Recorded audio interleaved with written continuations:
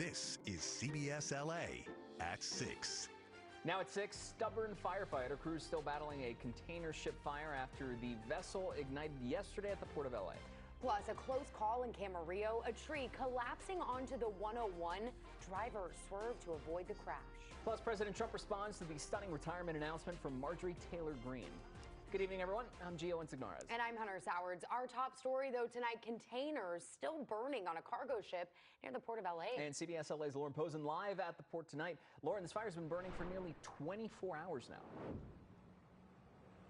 Well, Gio, we're outside the Port Police headquarters because within the last 30 minutes, the Coast Guard, along with the fire department, had a briefing. And what they're trying to determine now is if enough hazardous material burned to cause contamination. Let's go to some video from earlier from Kcal. You can see the fire and crews still trying to fight it. This is a small section of the ship that's on fire now, is what firefighters tell us. Firefighters say it's been a stubborn fire to put out. It broke out Friday night. Investigators say it started as an electrical fire below deck before spreading. But again, the exact cause is still under investigation. Now, this morning, tugboats pulled the ship out of the port and into Santa Monica Bay, allowing the fire department to lift a shelter-in-place order. Around 100 containers burned, many loaded with dangerous materials, including lithium batteries. These are stacked very deep. They might be 5 rows in. So we do have the manifest. We know what's in every single container, but it's determining exactly which ones had caught on fire. Amazingly, all 23 crew members were able to make it off that ship safely. It made a stop in Japan before coming here to Los Angeles. Now, because of all this, for a short time, the Vincent Thomas Bridge was closed. That is now since reopened. Reporting live in San Pedro, Lauren Posen, CBS LA. Lauren, thank you. Tonight, the 5 freeway between LA and San Diego finally back open after a pursuit ended in gunfire, causing an hours-long traffic jam. The pursuit started in Buena Park just before 1 a.m. The driver went through Orange County, Long Beach, back to Orange County, then south on the 5 into San Diego County. Officers opened fire on the driver on the southbound 5 in the Camp Pendleton area. That led to a major investigation, forcing CHP to close all lanes for hours, causing this traffic jam and leaving thousands of drivers stuck in their cars and, as you can imagine, frustrated. Bumper to bumper, it was horrible. We just lost our flight to Mexico, the whole family, the vacation, so now we had to rebook for tomorrow. The suspect was reportedly taken into custody. No word on if he was injured during the shooting. Well, now to a close call in Camarillo. A viewer sharing this video, wow, right there, showing the moment a tree nearly crushed their car. This happened on the northbound side of the 101 in Camarillo this morning. CHP says the area has since been cleared, but yet another example of just how saturated the ground is after all of the storms we've seen. Now, dozens of downed trees have been reported across SoCal.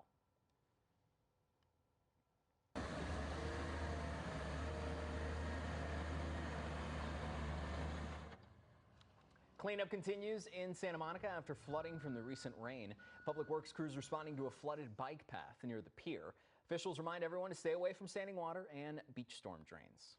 And what a difference a day makes. Flooding cleanup also underway in Huntington Beach. Take a look here. Video from yesterday shows the flooding at the park in McFadden and Dawson after the duck pond overflowed. Crews, they had to work through the night to pump all that water out.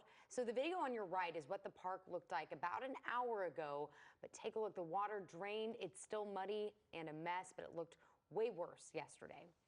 And we have had a dry start to the weekend. After a wet week, I even saw some peaks of blue out there. Just a bit right on there. Yeah. A big welcome to Chloe Carlson here with our next weather forecast. A warm welcome, though, with the weather outside. It's more like a cool welcome, right? But hey, and just for you, Chloe, we dried out just in time for you to join us.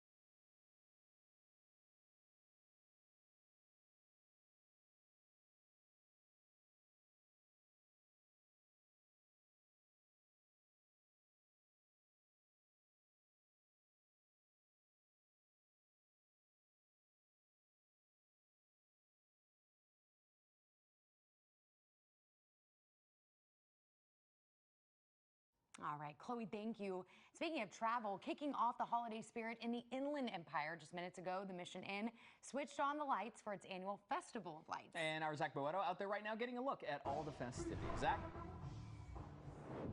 Hey, Gio. Hey, Hunter. Good evening. We are feeling the holiday spirit here in Riverside at the Festival of Lights. Tens of thousands of people showing up to celebrate the unofficial start of the holiday season. They just did the switch on a few minutes ago. 12 million lights are lighting up the Mission Inn Hotel here at the center of Riverside.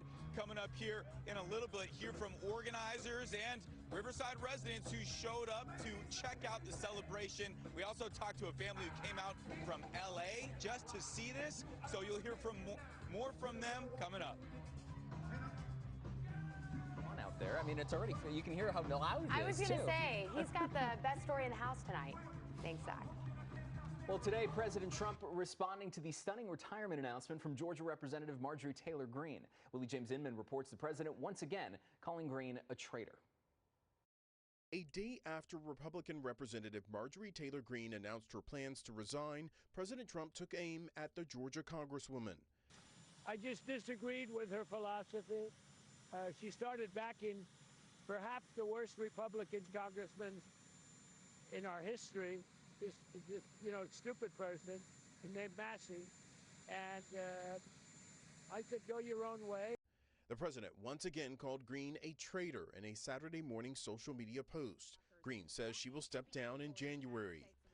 I have too much self-respect and dignity.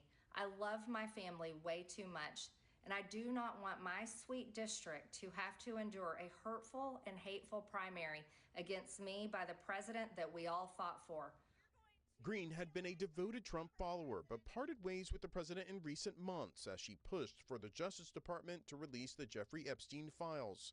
The Georgia Republican says she has faced threats after the president's sharp criticism last week. In a social media post on Saturday morning, Greene told her followers, "There are no leaders that will save this country, but you, the American people, can." Also on Saturday, President Trump said the U.S. proposed peace deal to end the Russia-Ukraine war is not a final offer. I would like to get the peace. It should have happened a long time ago. The Ukraine war with Russia should have never happened. If I were president, it never would have happened. We're trying to get it ended. One way or the other, we have to get it ended. The 28-point plan would require Ukraine to give up its eastern Donbas region and Crimea and forego NATO membership. U.S., Ukrainian, and European officials will meet in Switzerland to discuss the proposal. Willie James Inman, CBS News, Washington. Well, thousands of families are feeling thankful tonight after a free food giveaway in Commerce. 2,000 families picked up fruits, dry goods, and turkeys, everything needed for a Thanksgiving meal. The food drive was put on by labor organizations in LA County. Even though SNAP benefits are back, organizers say the government shutdown has created a higher demand for help ahead of the holidays.